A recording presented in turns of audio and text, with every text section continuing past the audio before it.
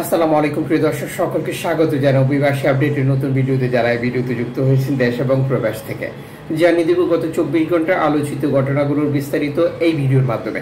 আপনি এই ভিডিওটি দেখছেন ইউটিউব, ফেসবুক দুই প্ল্যাটফর্ম থেকে। আমরা প্রতিদিনই এই গুরুত্বপূর্ণ তথ্যগুলো আপনাদেরকে দিয়ে যাচ্ছি। আপনি নিজে দেখবেন, একজনকে দেখাবেন। ভিডিওটি শেয়ার করুন।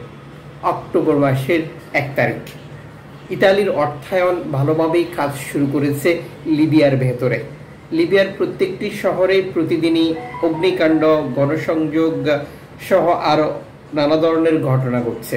আর এই ঘটনাগুলোর মূল উদ্দেশ্য, টার্গেট হচ্ছে বিভিন্ন জাতীয়তার লোকজন যারা ভূমধ্যসাগর ব্যবহার করে ইতালি যাওয়ার চেষ্টা করছে, অথবা যারা ভূমধ্যসাগর ব্যবহার না করতে চাইলেও ইতালি যাওয়ার জন্য স্বপ্ন দেখছে, বা যারা লিবিয়াতে জীবিকা নির্বাহ করার জন্য এসেছিল অথচ তারা লিবিয়ান নন।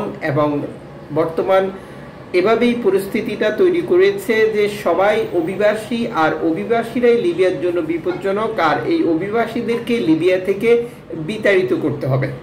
এই টোটাল প্রসেসিং প্রক্রিয়াটি আরও বেশি স্পষ্ট হয়ে যাবে আপনি যদি 1 বছর পেছনে চলে যান, যখন তিউনিসিয়াতে অভিবাসীদের প্রতিষ্ঠান, বাসাবাড়ি, অভিবাসী কোম্পানি অভিবাসীদেরকে টার্গেট করে তিউনিসিয়ার কাউসাইদ সরকারের নেতৃত্বাধীন তার সমর্থিত ব্যক্তিরা হামলা, মামলা, অত্যাচার, নির্যাতন শুরু করেছিল এবং বিভিন্ন জাতীয়তার অভিবাসীদেরকে সাহারা মরুভূমিতে বর্ডার পাসিং করে লিবিয়ার মরু অঞ্চলে অথবা আফ্রিকার বিভিন্ন দেশে পাঠানো শুরু করে দিয়েছিল।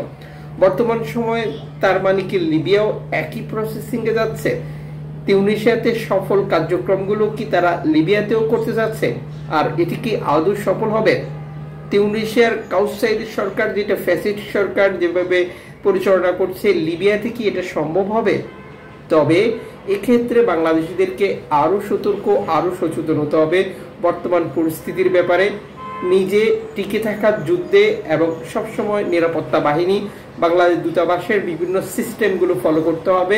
বাংলাদেশ দূতাবাসের যে তথ্য ইনফরমেশন সেগুলোর সাথে যুক্ত রেখে প্রবাস জীবন সুরক্ষিত রাখা। এবং যারা ইতালিতে গেম দিয়ে আসার চেষ্টা করছেন, যারা গ্রিসে গেম দিয়ে আসার চেষ্টা করছেন, তাদেরকেও আরো সচেতন, আরো সতর্ক হতে হবে। লিবিয়ান কোস্টগার্ডের এই অত্যাচার, যেটা হিউম্যানিটি ওয়াচ নিশ্চিত করেছে, গত কয়েকদিনেও রেকর্ড সংখ্যক শিশুর মৃত্যু হয়েছে ভূমধ্যসাগরে, যারা পরিবার এবং পরিবার ছাড়াও ইতালিতে আসার চেষ্টা করেছিল।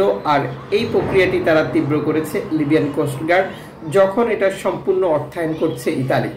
এদিকে ফ্রান্সের উপকূল ব্যবহার করে যুক্তরাজ্যে যাওয়ার পথেও শরণার্থীর মৃত্যু, যেটা নিশ্চিত করেছে যুক্তরাজ্য। এবং একইভাবে আফ্রিকার বিভিন্ন দেশ থেকে রেকর্ড সংখ্যক শরণার্থী নৌকাডুবি এবং নিখোঁজের তথ্য নিশ্চিত করেছে তাদের পরিবার, যারা আটলান্টিক সাগর পাড়ি দিয়ে স্পেনে যাওয়ার চেষ্টা করছিল। একইভাবে তুরস্ক থেকে গ্রিসেও একই পরিস্থিতি, শরণার্থী মৃত্যু, বিপদ বৃদ্ধি পাওয়া।